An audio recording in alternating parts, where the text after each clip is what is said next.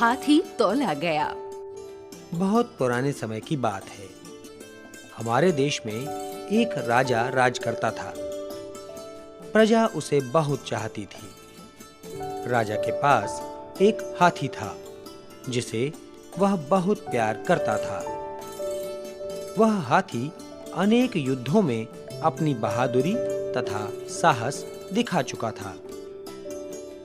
यद्यपि अब वह हाथी बूढ़ा हो गया था और अधिक काम करने में असमर्थ था, फिर भी राजा का उसके प्रति प्रेम बना हुआ था।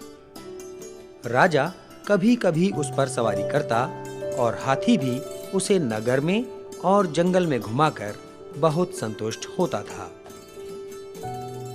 एक बार राज्य में वर्षा नहीं हुई, अतः खाने पीने की चीजों का अकाल पड़ गया। राजा ने अनाज के भंडार खोल दिए।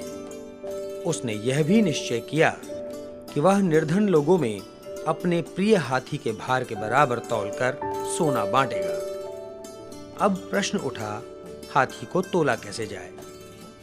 उन दिनों न तो भार तौलने की बड़ी-बड़ी मशीनें थीं और न कोई इतनी बड़ी तराजू जिस पर हाथी को खड़ा किया जा सके।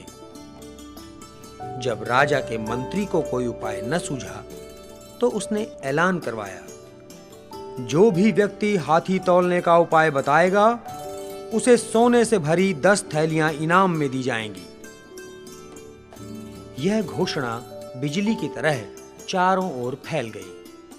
कुछ सप्ताह बीतने पर एक कर्मचारी ने हांफते-हांफते राजदरबार में प्रवेश किया और राजा से निवेदन किया, महाराज, मैं एक बहुत अच्छा समाचार लाया हूं। एक निर्धन मछुआ हाथी को तौलने का दावा करता है।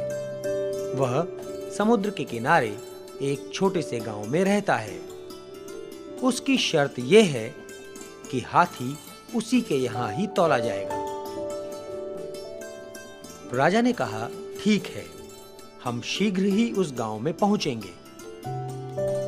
राजा हाथी को लेकर मंत्रियों और सैनिकों के साथ उस गांव की ओर चल पड़ा।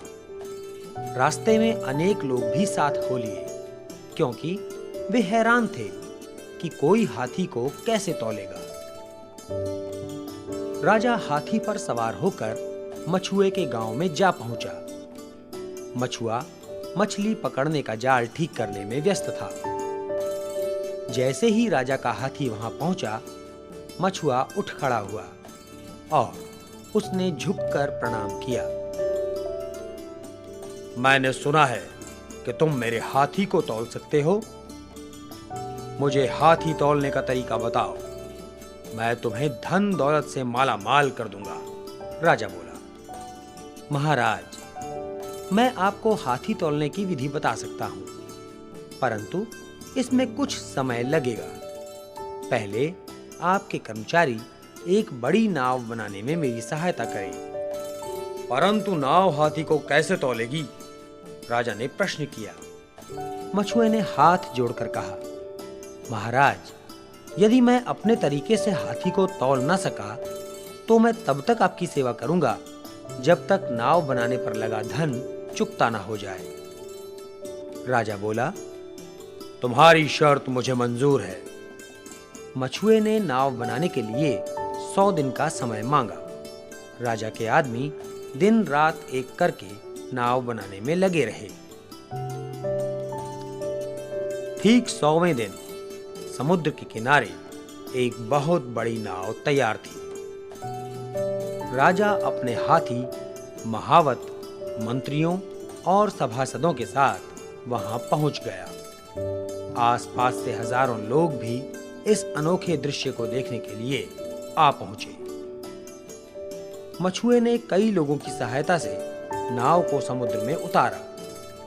अब बड़े-बड़े शहतीर लगाकर किनारे से नाव तक एक सपाट रास्ता बनाया गया।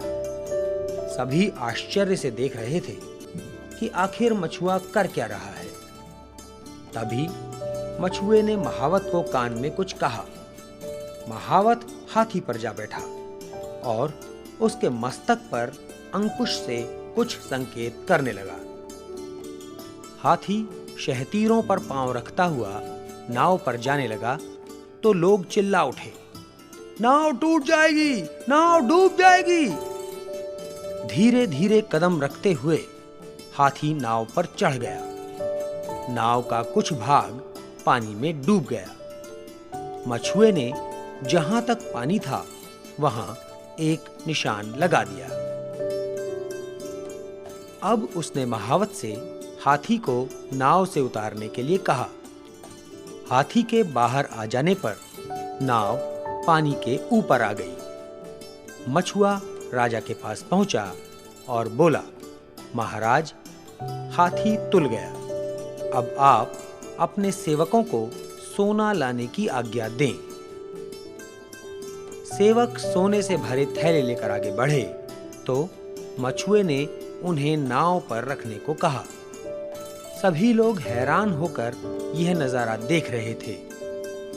मछुआ बार बार नाव की ओर देखता और फिर सोना लाने को कहता। धीरे धीरे नाव का काफी भाग पानी में डूब गया। जब नाव लगे हुए निशान तक डूब गई तो मछुआ चिल्ला उठा, बस बस हो गया, हाथी के बराबर सोना तुल गया। लीजिए महाराज, हाथी के तौल के बराबर सोना तुल गया। सारे लोग खुशी के मारे तालियां बजाने लगे और मछुए की बुद्धि की प्रशंसा करने लगे।